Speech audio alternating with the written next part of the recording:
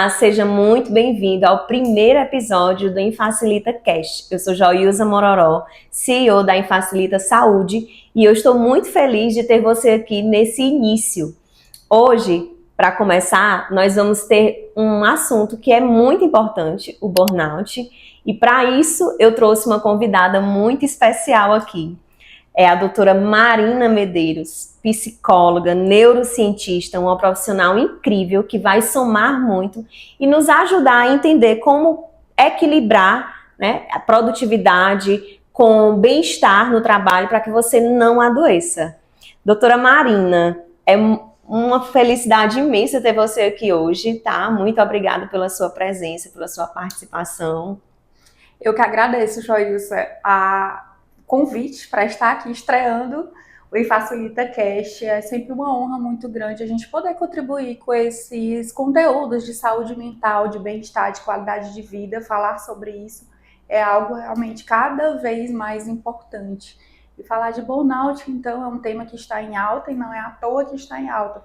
É porque cada vez mais a gente tem a necessidade de olhar para isso. Exatamente. Doutora, mas antes de entrarmos de vez no tema, eu queria que você contasse por que você decidiu estudar tão profundamente a mente humana e o comportamento, né? Excelente pergunta. Eu sempre fui muito curiosa sobre gente, mas não era assim ao meu entorno, era sobre, no começo era sobre mim mesma, eu sempre me questionei muito sobre sentimentos, sobre emoções, sobre como eu me sentia ou não, né, em determinadas situações. E também através da leitura de muitos livros, eu sempre gostei muito da parte do desenvolvimento humano. E fui indo, e um determinado momento da minha vida, quando eu tinha que decidir o que é que eu ia fazer, nesse tempo eu já tinha feito terapia, né? Eu comecei a fazer terapia muito cedo, porque eu pedi para minha mãe na época para me levar numa psicóloga e tudo mais.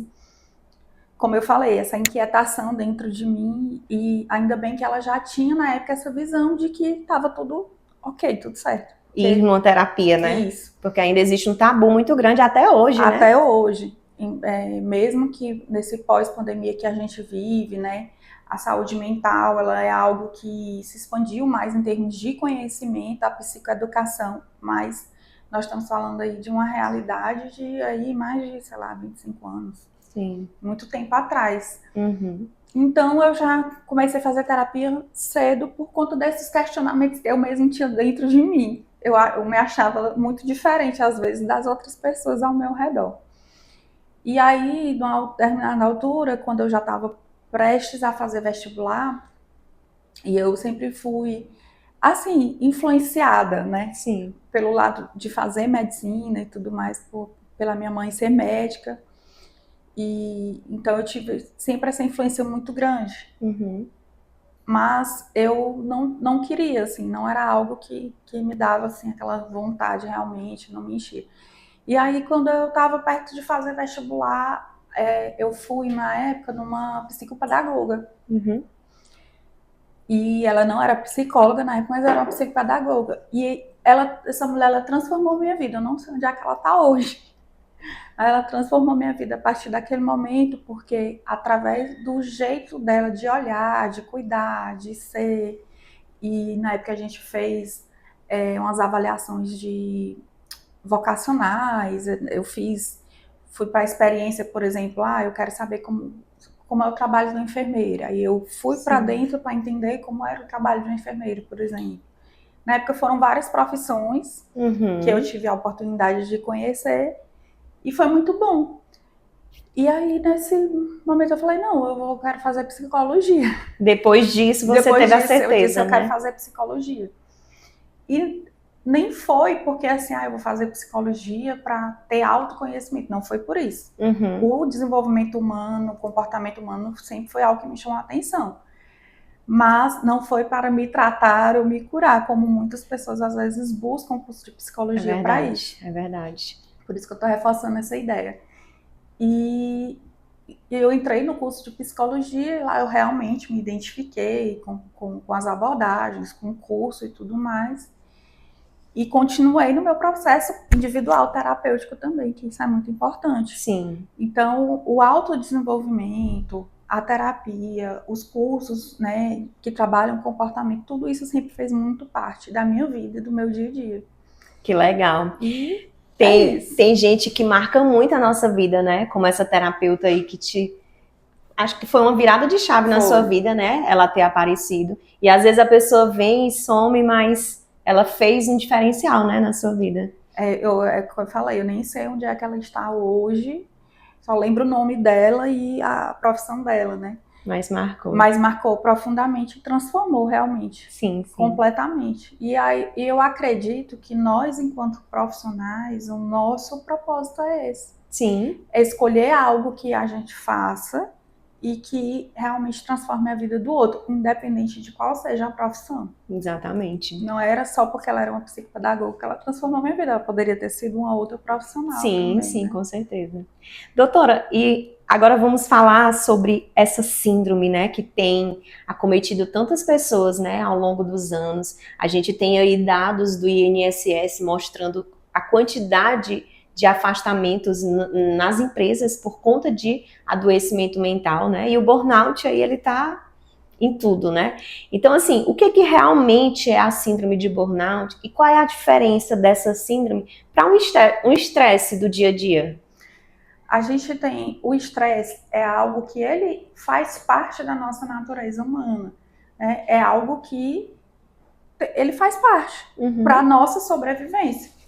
Quando a gente tem, o que acontece? Quando a gente tem um pico de estresse, tem uma situação de estresse na nossa vida, a gente libera um hormônio chamado cortisol. Quando ele se eleva, né, a gente tem ali toda uma parte biológica que muda. Sim. Quando a gente está com cortisol elevado. E muitas pessoas, no popular ou no geral, consideram isso, tratam isso como algo negativo. A nível de cortisol elevado. Mas vamos entender, toda e qualquer função no nosso corpo, tudo que acontece no nosso corpo, na nossa biologia, ela tem uma função. Exatamente. O problema, a síndrome, a doença, ela vem quando acontece algo exacerbado, quando a gente usa, digamos, aquela função de uma forma incorreta, né? Ou inconscientemente, quando acontece coisas que a gente se coloca em situação de perigo, que o corpo responde, né? O corpo responde. Sim. Tem que entender o primeiro ponto, que o estresse ele não é ruim, o estresse em excesso, em horários, momentos que não são adequados, que ele é ruim e vai levar a uma série... Vai cronificar, né? E deixar levar, né, uma série de doenças, porque o estresse ele coloca a gente em ação. Movimento, fora da zona de conforto. É como o medo, né? O medo também, as pessoas costumam achar que medo é ruim. Mas o medo, ele só é ruim se ele te paralisa, né? Se ele começa por conta do medo, você começa a deixar de fazer certas coisas, né? Acredito que aí é que começa a realmente ser patológico, não é isso? O medo, ele... Não, a gente não tem que ver algo como negativo. A gente só não tem medo se você não está querendo, você não está fazendo nada de novo. Tudo que você vai fazer de novo dá medo. Dá medo. Ou nada de novo ou maior do que o que você estava fazendo. Exatamente. Então, assim, se você não sente medo, se você não está sentindo medo de alguma coisa hoje, eu sinto lhe informar que a sua vida está completamente parada e estagnada. O estresse, ele é natural. Né? Porque tem o quê? Tem profissionais que acham que eu estou trabalhando numa empresa que é uma cultura muito positiva, que todo mundo se trata muito bem, que os gestores, os líderes, eles agem muito, fazem tudo pelo colaborador, né? Trabalha saúde mental, promoção de saúde mental, enfim, na empresa, mas de vez em quando tem o estresse. Então as pessoas acham que uma empresa que já tem uma cultura fortalecida, positiva e tudo, não vai acontecer, mas o que você está dizendo é exatamente isso, que o estresse ele vai acontecer em qualquer lugar, em qualquer ambiente, né? Exatamente. E isso é natural. Isso é natural. Agora, o burnout seria o estresse crônico. Um estresse mais crônico até seria já a exaustão. O burnout já seria a terceira etapa, digamos assim. O avanço. O avanço. Top. Porque, assim... O burnout ele tem algumas características bem específicas, né? E aí, quando é que Marina, mas ok, entendi que o estresse é importante, mas quando é que esse estresse ele já se torna uma exaustão? Quando ele já tem uma frequência que aquele fator estressor ele está maior, eu já não consigo me desvincular daquilo no meu dia a dia, eu já levo, já começo a ter alguns sintomas psicossomáticos, que são psicológicos, né, que afetam o corpo, como alguns tipos de dores, né, às vezes a pessoa tem enxaquecas crônicas, Sim. Tem dor no estômago, tem, enfim, doenças de pele, que são muito relacionadas à questão do estresse, da exaustão. Aí já começa a questão, você percebe que a qualidade do sono, ela já começa a estar afetada, já não dorme tão bem. Ou tem insônia, ou então você passa a dormir demais, sentir muito sono. Sentir muito sono. Então, assim, a exaustão, ela já vem dessa... Perda de energia. Da perda de energia. Sim. Já vem alguns sintomas, às vezes a mente muito acelerada, né? Que é dificuldade de atenção, de memória. Então, esses sintomas é como se a exaustão ela realmente, como se não, ela vem dando um aviso para algo mais crônico. Aí você não ignora, você ignora aquilo ali, aí você vem e vai para a zona de burnout. De burnout. Era exatamente sobre isso que eu estava lendo esses dias, né? Que o que acontece? A maioria dos profissionais, eles começam a apresentar esses sinais, é uma dorzinha de cabeça, é uma irritação, um estresse ali, né, exagerado, mas ele considera que aquilo ali é porque tem a ver com o trabalho, ou com algum problema em casa, e aí vai deixando de lado. A insônia, às vezes acha que é porque é um período, né, e vai deixando de lado, e não esse fato de não ir buscar uma terapia, né, um profissional para entender melhor o que está acontecendo com ele, é que de fato vai fazendo isso se tornar um estresse do estresse para a exaustão e da exaustão para finalmente chegar ao burnout, né, que é quando realmente já está crônico e ele já apresenta até um surto aí, né, às vezes. Aí é que de fato eles vão procurar e muitas vezes não procura. Ele vai ser diagnosticado, às vezes, por um médico por conta de um outro sintoma. Porque, assim, o diagnóstico de burnout, ele não é muito fácil de ser dado, porque ele envolve questões físicas, psicológicas, comportamentais e cognitivas. Sim. Né? Então, ele é uma doença, digamos, multifatorial. E o que acontece muitas vezes que a pessoa chega a esse nível, e é bom ressaltar, porque é difícil também de procurar ajuda. Porque o trabalho, o sucesso, a gente vive numa sociedade que valoriza muito isso. Com aquelas frases, trabalha enquanto eles dormem, busca o sucesso tal a qualquer custo, como se o sono não fosse algo importante. Sim. Né? E é um dos principais fatores de risco se você não tem uma qualidade de sono adequada. A questão de você se matar e vestir, como diz aquela história, vestir a camisa da empresa e fazer tudo e tal. Então, bater assim, metas, às vezes, que não são abusivas, né, na verdade. São metas que são inalcançáveis e ainda assim ele tá lá tentando a todo custo, né, E nem sempre quem tá burnoutado é aquela pessoa que já tá... A gente às vezes pode ter aquela imagem daquela pessoa que já se largou ali no sofá e já tá tão cansado que nada. Não, por quê? O estresse, ele gera cortisol, e o cortisol ele também faz com que você aumente aquela adrenalina, aquela energia para fazer. Então, às vezes você chegou nesse estágio, tá negligenciando os sintomas, mas ainda tá performando, tá produzindo. E mais, não né? Nem performando, porque performando, a gente diz assim, performando bem, não existe performar mal, seria redundante, porque performar já é uma ideia de que realmente de qualidade, né? Né? Mas assim, ele está entregando. A pessoa que está burnoutada, ela está entregando. E o que acontece? Geralmente é aquela pessoa que às vezes até a que entrega mais. Não tem aquela frase que diz assim, entrega para a Joilza, que ela dá conta de fazer. Sim. Então, também, geralmente, as pessoas que têm o burnout, elas têm dificuldade de dizer não. Sim. Eu vi, inclusive, numa matéria, falando exatamente disso, que um dos sinais do burnout é que ou tem uma queda de produtividade, ou ele vai produzir mais ainda, porque ele não quer ter aquela sensação de que ele não está entregando. Então, por isso, ele vai entregar de forma até mais do que o que ele fazia antes, né? E outra coisa também que eu achei muito interessante, agora você falou sobre isso, é que muitas vezes o empresário, né, eles não têm, os gestores, né, de modo geral, às vezes não se atentam muito para isso. Aí você vê um colaborador que ele entrega bem, né, que ele faz tudo muito bom, que ele realmente entrega, né, aquilo que foi colocado para ele, e a premiação que o gestor dá para ele é entregar mais coisas para ele. Ele dá conta, ele é bom. Não, ele é, ó, bota para fulano, que fulano realmente dá conta. Então vai. E aquela pessoa nunca vai dizer não, porque ele se sente bem, né, de certa forma com aquilo. E aquilo vai deixando ele mais exausto, até chegar ao ponto realmente muito crônico, né? Exatamente.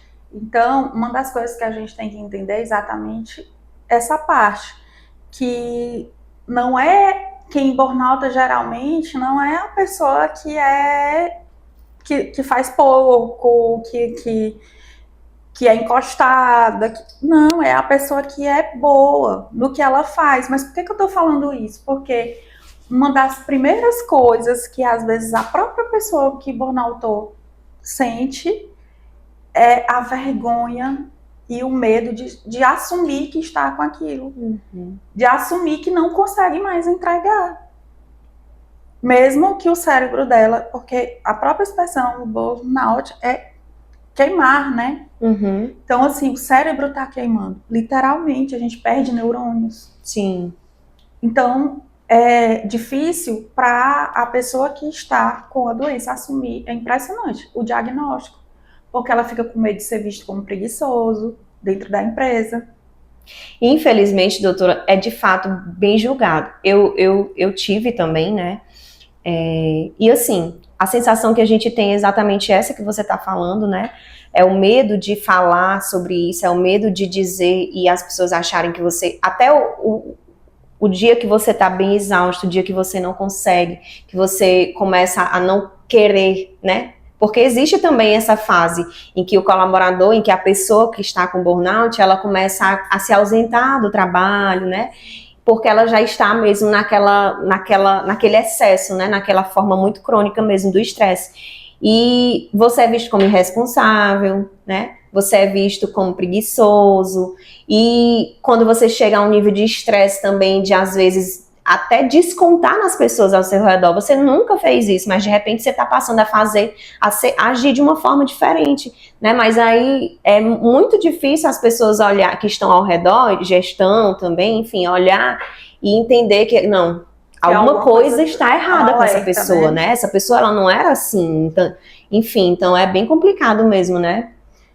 É um processo muito difícil, até porque, assim, agora, recente, é que se tornou algo mais dentro da lei trabalhista e tudo. Sim. E antes, na verdade, eu falo que qualquer situação de saúde mental, ela é complicada de você ser colocada na empresa até hoje, por mais que seja uma empresa que seja amigável, seja isso, seja aquilo. Por quê? Qual é a grande dificuldade de problemas de saúde mental? É invisível. É verdade. É a história do peso do invisível. E eu gosto de usar uma nomenclatura, assim, algo que seja mais visual. Você tem uma pessoa que quebrou a perna. Ela quebrou a perna, tá com a perna engessada, imobilizada, cheia de pino, cheia de coisa, e andando de muleta. Você não fala para essa pessoa, vamos, atravessa a rua ligeiro, correndo, rápido, vai. Porque você sabe que ela tem uma limitação. Porque você sabe que você tem uma limitação que você tá vendo. Exatamente. Você se sente desumano se você fizer isso. Exato. Mas quando uma pessoa tá com a depressão, que é um dos sintomas, pode ser um dos sintomas do burnout, você quer que a pessoa, vamos, levanta daí, não tem nada não, é só... É frescura. É uma frescura. É só um dia mal, vai passar. É só um dia mal, vai passar. Mas a pessoa tá indo lá trabalhar. Mas como você não vê que ela tá cheia de pino e de moleta e de não sei o que, você, né? E a gente mesmo se cobra. Exato. Será mesmo que eu tenho isso? Será mesmo que... Não sei, será mesmo que é porque eu não estou entregando? Eu duvidei muito de mim. Eu duvidei muito, eu disse, não tô. Eu acho que eu tô realmente exagerando em alguma coisa, mas assim, de fato, os sinais são muito claros, né? Quando a gente realmente começa, quem entende, né? É muito difícil da gente também ter essa percepção. Eu acho que é uma das dificuldades de se chegar a um diagnóstico de burnout também. É porque a própria pessoa que está apresentando, ela não aceita que está realmente, e quando ela começa a entender, não, aqui é um sinal de que tem alguma coisa errada mesmo, eu nunca tive essa atitude, enfim, ainda assim ela não vai buscar essa ajuda, né? É porque assim também, o que é difícil?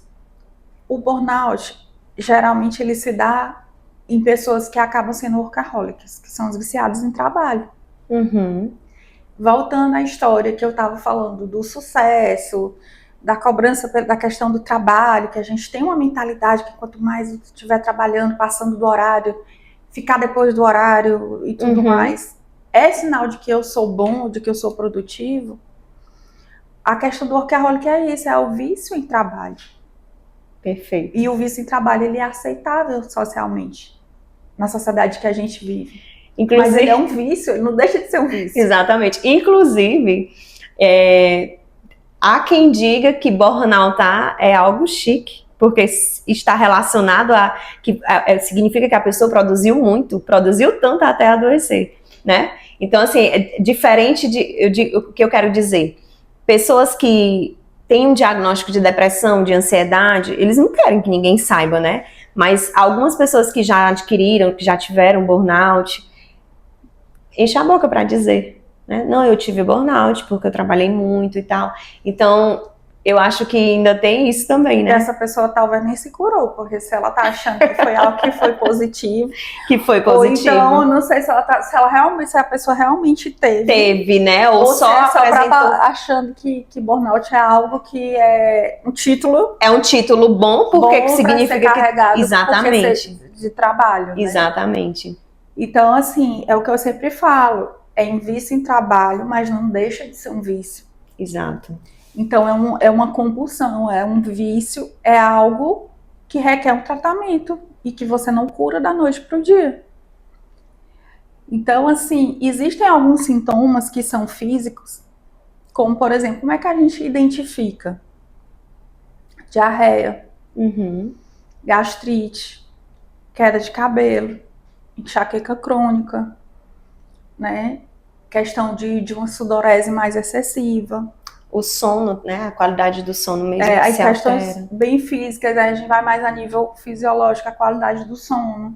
Como essa pessoa tem insônia ou hipersonia, que é a vontade de dormir demais.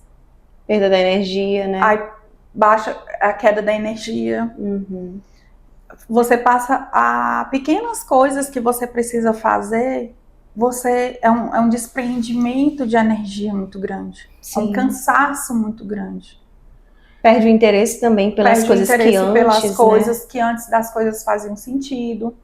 Se você for ver, a maioria das pessoas, essa questão do interesse também, elas já não vêm praticando, elas não sabem mais qual é seu hobby, qual é a sua diversão, o que interessa a ela que não seja o trabalho. Sim, sim. Eita. Cognitivamente, começa a haver, né, déficit de atenção grave, perca de memória. O apagão também, O apagão, né? Você, às vezes, a pessoa pode ter ali num nível bem mais severo, ter um desmaio, ter uma coisa e apagar. Pode ter crises de pânico, ataques de pânico, crises de ansiedade mais severa. Um surto de estresse mesmo, né? Surto de estresse depressivo. A pessoa ela passa a não ter vontade também, dentro do ambiente de trabalho, ela se torna aquela pessoa assim... Isolamento também. Isolamento.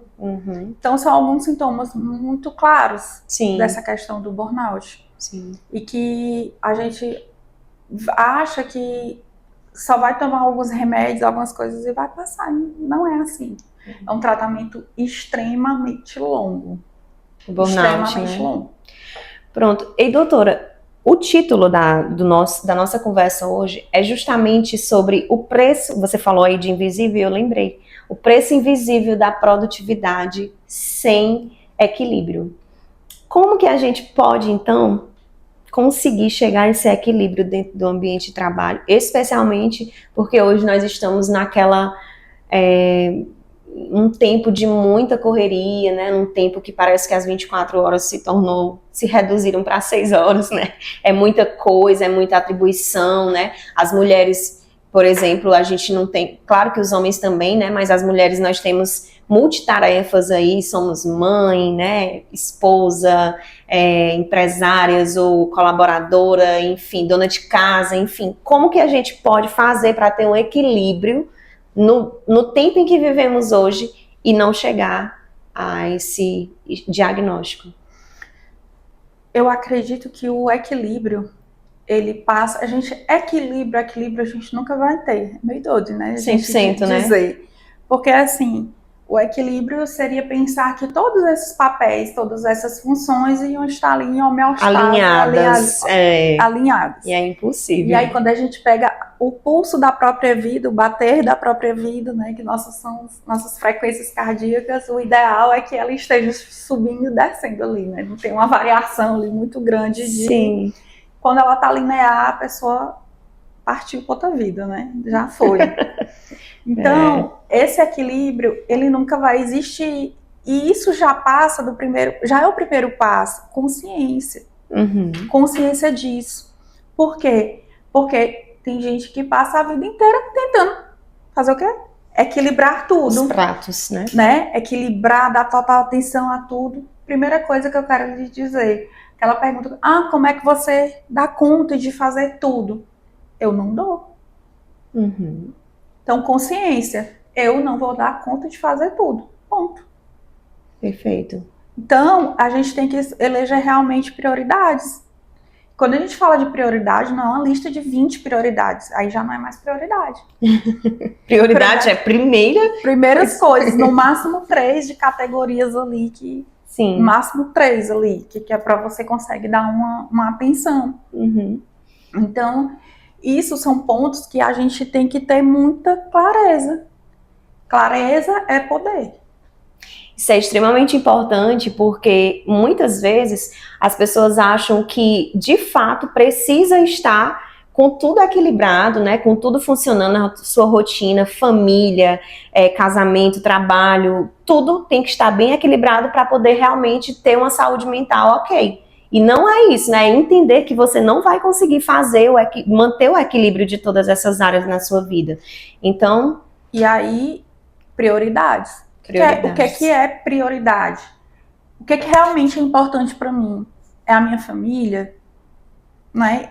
Eu, nos meus anos de estudo e de experiência clínica, sei que tem algumas coisas que são importantes, que são os nossos pilares básicos, que ele dá sustentação para a gente até construir outras coisas, né? Por exemplo, como a nossa espiritualidade. Sim. Que a espiritualidade, ela não é uma religião, uhum, né? Mas é a minha crença em algo maior e que me sustenta ali no dia a dia.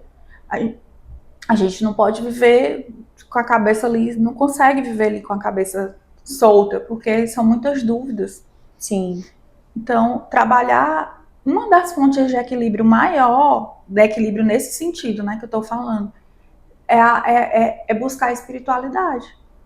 É buscar se conectar. Fortalecer sua fé, né? Fortalecer sua fé, fortalecer a sua base, fortalecer a sua crença, né? E estar conectado com outras pessoas que também estão buscando a mesma coisa. Porque às vezes eu vejo muita gente dizendo assim, mas Deus está em todo lugar, eu não preciso buscar, né? Na igreja. Porque ele está dentro de mim e ele vai para onde eu for.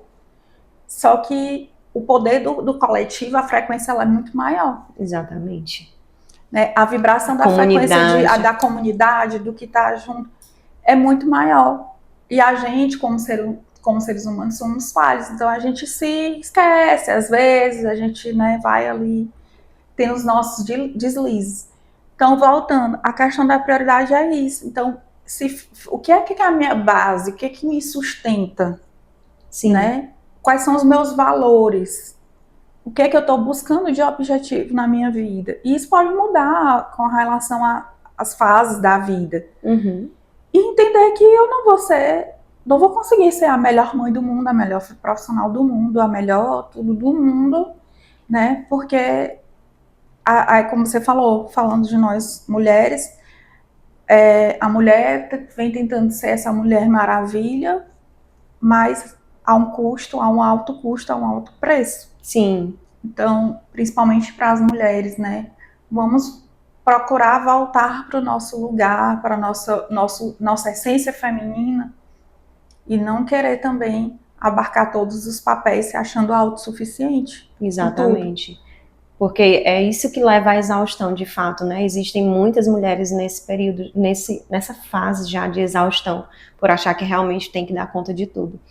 E os homens, eles não... Como o homem, ele tem muito mais dificuldade de assumir um papel, de assumir que, de fato, está precisando de uma ajuda, né? Principalmente no que diz respeito à saúde mental mesmo, eles acabam indo para vícios, né? De bebidas e cigarros. É muito importante essa colocação, porque o que acontece? O homem, nós mulheres, sempre fomos educadas a ter mais, a poder, né, a permissão de demonstrar as nossas emoções. O homem geralmente não é dado essa oportunidade, ainda bem que muita coisa já está mudando. Sim. Mas ainda não é, né, a criação. Se a gente tem um menino, uma criança que é uma menina, ela vai lá, sai correndo, tropeça e cai. Aí chora. Aí a gente vai lá e diz assim, minha filha, vem cá, ralou o joelho, deixa a mamãe ver, aquele negócio todo. Quando é o menino, aí você vai lá, meu filho, não, rapaz, não chora não, homem não chora não. Né? Verdade. Ele é macho, ele não vai nem chorar. Exatamente. E ali ele tem que engolir a emoção dele naquele momento. E aí ele vai crescendo assim, né? Com aquela fala, homem não chora. Homem não pode expressar o que sente. Você é macho, você não pode expressar o que você sente. Mudou muito, mas assim, o tratamento no dia a dia ainda é muito assim, né? Então, o homem, ele cresce com essa forma. E ele vai, né? Assim como as mulheres também vão ter os seus vícios e tudo. Mas o homem, ele geralmente, ele mascara essa tensão nesses outros vícios. Sim, sim. Né? É muito importante entender isso. E a gente até traz um alerta não, mas uma observação mesmo para você, homem, que está nos assistindo, né? Para ter esse cuidado mesmo com a sua saúde mental, entender que você pode sim, né? Expressar suas emoções e que é importante fazer isso, né? Porque se você não faz, e se você realmente vai buscar outros meios de acalentar, né, essa dor que está aí presa com bebidas, com cigarros, você vai só aumentar o seu problema, né? Então isso vai se tornar algo bem mais sério. Então busque realmente ajuda, né, doutora? E vale ressaltar que hoje também o que a gente tem visto mais presente são os vícios virtuais, né, digitais. Sim. Os jogos. Importante. Né? Os joguinhos que estão aí, que realmente, assim, tem feito estragos. Inclusive, os adolescentes, né, já na fase de adolescência já começa, enfim, às vezes está passando por alguma situação em casa, né, a gente fala agora de outros problemas emocionais, de depressão, ansiedade, porque está tendo, né, uma quantidade muito grande de adolescentes com esses diagnósticos, né, isso? Exatamente, mas por quê? Porque a gente está vivendo uma crise social de ausência de pai e mãe, ausência de comunidade, ausência de espiritualidade, ausência de valores, de princípios, né? Uma sociedade que vive a comparação. Uma sociedade que cada dia que passa está se isolando mais, né? A síndrome que a gente existe hoje da solidão, onde as pessoas estão nas redes sociais, mas não se comunicam, não se relacionam mais com ninguém. Então, assim, é uma série de coisas que daria aí várias e várias entrevistas, né? Pra gente poder fazer. Verdade. E é preocupante, né, doutora? Porque se a gente for parar para analisar como está realmente a sociedade daqui a alguns anos, se continuar, né, se tiver um nível de consciência maior sobre a importância de cuidar da saúde mental, de fazer coisas em comunhão, né, em comunidade, de participar, de ter uma vida como a gente tinha antigamente, né, porque acredito que a nossa fase de adolescência e de infância foi muito boa, né, comparando ao que a gente vê hoje, né? A gente Então, tinha menos telas, né? E isso. hoje a gente fala assim, das telas das crianças, dos adolescentes e tal, mas nós adultos também temos que ter esse policiamento. Então, o que eu recomendo que a pessoa faça? Procure ter tempo de qualidade. Perfeito. Porque assim, é muita coisa. Eu sou mãe, sou profissional, sou isso e aquilo, e tá com meu filho, e eu quero ser uma boa mãe, e se culpa e tudo mais. Ou trabalha muito porque quer dar o melhor para os filhos, aí não tem tempo, porque está trabalhando para conseguir o melhor para os filhos. Quando muitas vezes o melhor para os filhos é só atenção. Era atenção. Uhum. Aí a pessoa chega em casa, tá com a cara na tela e diz que tá com tempo com os filhos. Então, assim, se é para estar com os filhos, esteja com o seu filho, se você tem um vício muito grande de celular, desligue, bota o tranco dentro da gaveta, passe a chave e aí determine uma hora, mas que aquela hora você esteja presente de corpo e alma, né? Que aquela hora você esteja com seu filho adolescente, que é mais difícil, que às vezes ele mesmo não quer. Uhum. Mas vai buscar uma atividade que seja em comum, fora disso, vai para a natureza, vai fazer alguma coisa, né? A gente tem que se conectar com essas coisas que são básicas. Fazer uma caminhada na natureza, as pesquisas mostram o quanto que isso faz bem para o nosso cérebro. Sim, sim. Se conectar, né, com a natureza. Hoje a gente está o tempo inteiro em volta a luzes artificiais e tudo. Doutora, e para finalizar, quando que a pessoa precisa, de fato, procurar uma psicoterapia? Quando que ela começa, de fato, a observar qual é o momento, assim, ideal para isso? O momento ideal é não esperar ter nenhum problema, ninguém tem nenhum problema, mas assim, o momento ideal para qualquer pessoa procurar psicoterapia, às vezes, o melhor momento é quando você está muito bem. Contraditório, né? Por quê? Explico. Porque quando você está bem, quando você não está achando que não tem nenhum problema assim, mais grave, digamos assim, é o melhor momento que você tem para fazer mudanças e viradas na sua vida. Porque se já está tudo bem, você vai aproveitar o melhor do seu potencial e construir novas metas e objetivos, aquilo ali como um trampolim. Sim. Quando você já tem um problema específico ali, que você já está com algo mais, você primeiro tem que sair desse nível para depois dar esse salto. Então, é por isso que eu estou falando, se a pessoa quer performar melhor, o melhor momento é quando você estiver bem. Sim. Mas é igual aquela história que diz assim, o melhor momento foi ontem, mas o segundo melhor momento é agora. É agora. E na questão mesmo do burnout, com todas essas características, é o quanto antes. Por quê? Porque primeiro também, é que a gente falou, que eu também senti isso, você sentiu, a dificuldade da autoaceitação. Sim. Então, geralmente, quem vai conseguir enxergar esse diagnóstico é o profissional de fora. É um psicólogo, é um psiquiatra, é alguém ali do ambiente de trabalho, que trabalha do RH, ou alguém que trabalha com saúde mental. Sim. Né? Então, é uma pessoa de fora.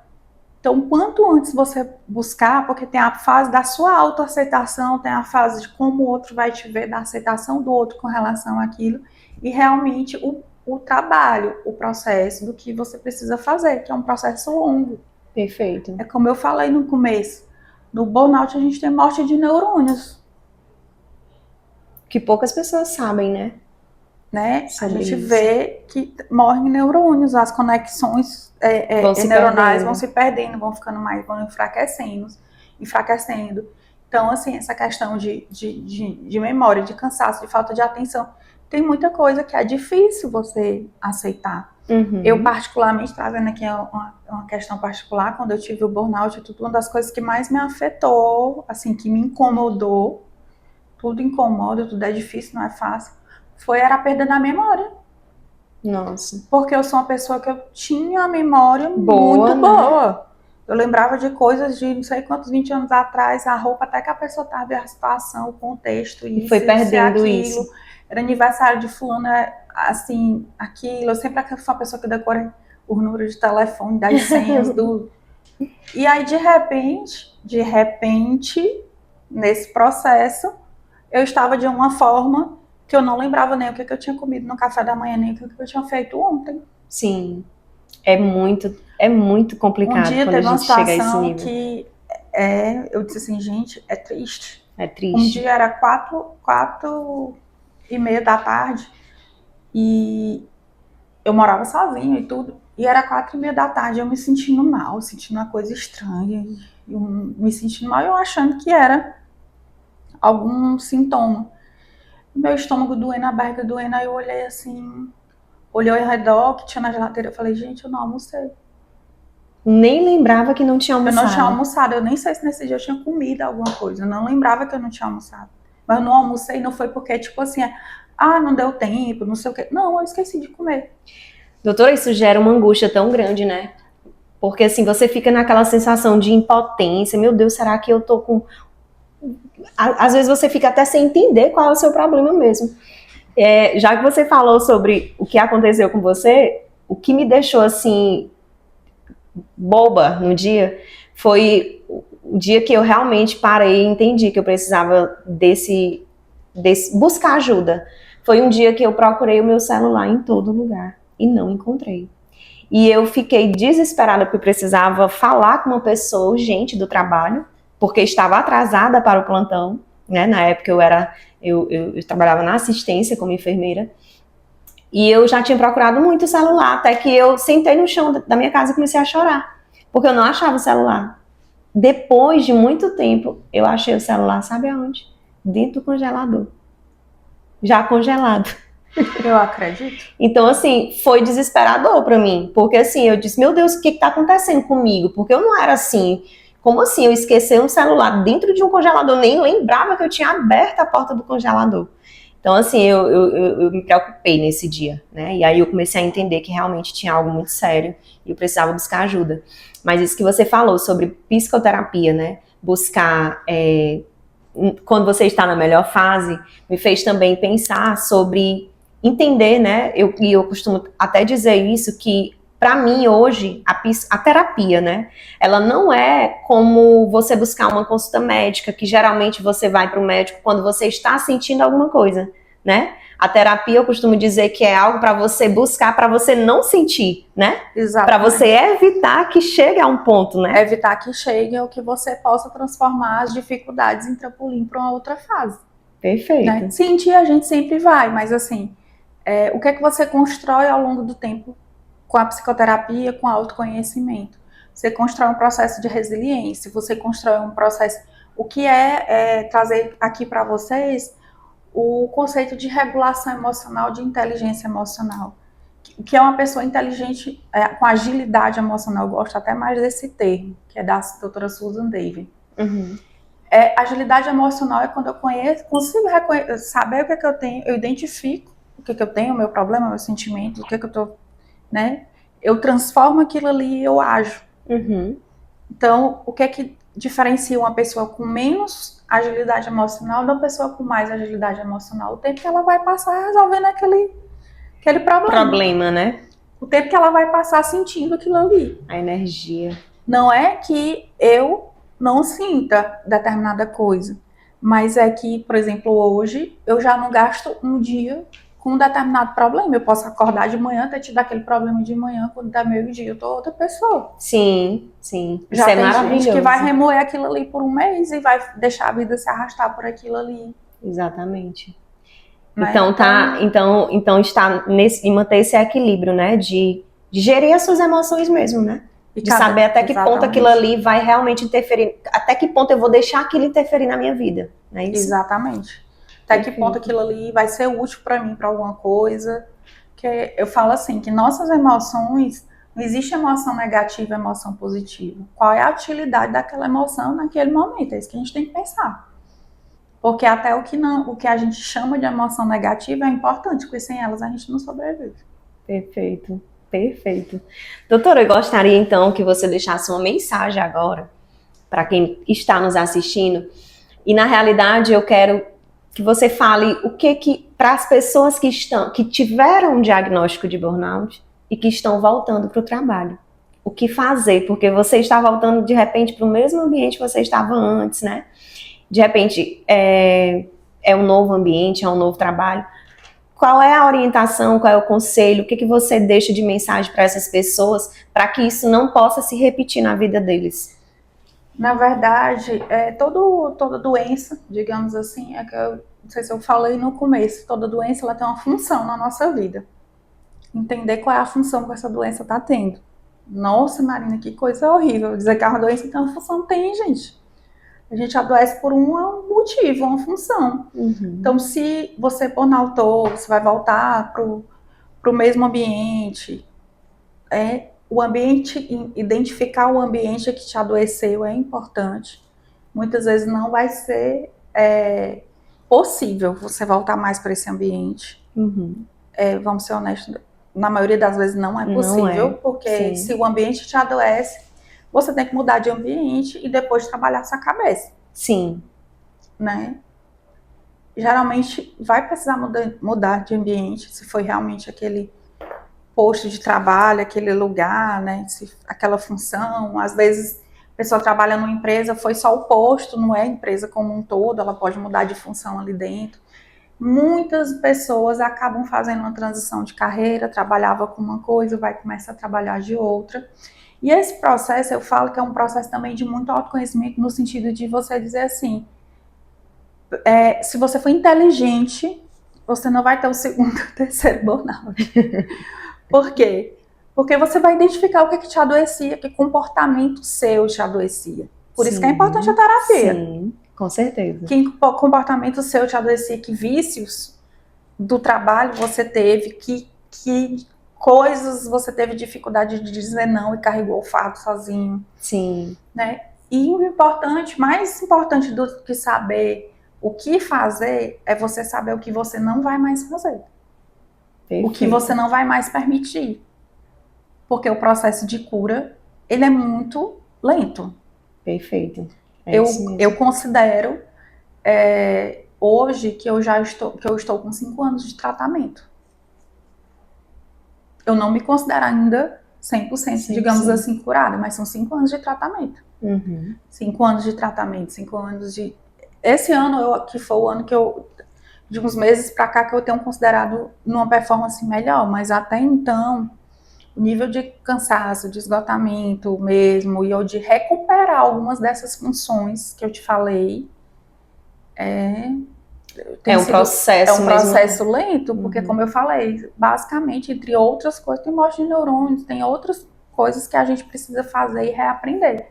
Então, assim, mais importante do que saber o que fazer é você definir o que você não permite mais na sua vida, o que você não quer mais. E para isso, o que você acabou de dizer e falou muito bem, né, que é a questão do autoconhecimento. Se você não buscar esse autoconhecimento, que para mim foi assim, a transformação na minha vida. Foi quando eu comecei, de fato, a buscar autoconhecimento, desenvolvimento pessoal, né, participar de tantas imersões e terapias também, que a gente não deixa de fazer, né. Então, você entender as suas emoções, o momento certo, por que eu tô sentindo isso agora, né? Por que eu tô com raiva agora? E o que é importante é você se redescobrir também em outras atividades que eu falei que são prazerosas, porque geralmente quem burnoutou colocou em primeiro, segundo, terceiro, quarto lugar o trabalho. O trabalho, exatamente. Então, assim, eu lembro que minha terapeuta dizia assim, você vai fazer, o que você vai fazer esse final de semana, isso e aquilo. Marina, não pode ser nada que tenha a ver com trabalho ou estudo. Meu Deus, aquilo ali é uma coisa que pra mim hoje é tão simples. Uhum. Mas pra mim, quando ela falava isso, eu entrava em desespero. Eu não sabia dizer pra ela o que eu queria fazer, o que eu ia fazer que não fosse trabalhar ou estudar. Nossa. Eu não sabia. Sim. Então hoje, dou que eu ficaria falar 1000 coisas que não dá tempo de fazer. Mas é exatamente isso. O que eu não permito mais. Então eu não permito mais que eu não tenha os meus hobbies, eu não permito mais que eu não tenho os meus momentos de pausas. Eu até falava isso, você não vai ser mais a mesma pessoa depois do burnout. E que bom que você não vai ser. Porque você se sente, eu me sentia como, assim, eu dizia assim, gente, eu não sou a mesma pessoa, minha mente não é mais a mesma, minha energia não é mais a mesma. Mas aí, ok, eu tenho que reaprender a viver de outra forma. Sim. Hoje tem coisas que eu fazia antes que eu não consigo mais fazer hoje. E eu tenho que lidar com isso. Se uma pessoa ela sofreu um acidente e teve só a perna amputada, ela não vai ter que aprender a viver sem aquela perna? Sim, com certeza. É a mesma A coisa. gente tem, assim, que entender isso sobre a nossa mente, porque é o invisível. Sim, é o invisível. Fechou perfeitamente, É o viu? invisível. Nossa, que episódio inspirador. Doutora Marina, eu quero lhe agradecer por ter aceitado o nosso convite de compartilhar aqui conosco tantas experiências e conhecimentos ricos, né? E você que está nos assistindo agora, não perde a oportunidade de nos acompanhar nos próximos episódios, tá? E entenda que produtividade não precisa custar a sua saúde física e nem mental, tá? E é isso. Exatamente. Ser produtivo é quando você consegue realizar coisas, ações, deixar a sua marca no mundo sem deixar acabar, sem prejudicar a sua saúde mental. Muito obrigada.